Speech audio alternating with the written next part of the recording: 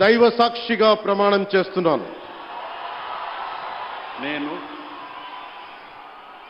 కొణిదెల పవన్ కళ్యాణ్ అనే నేను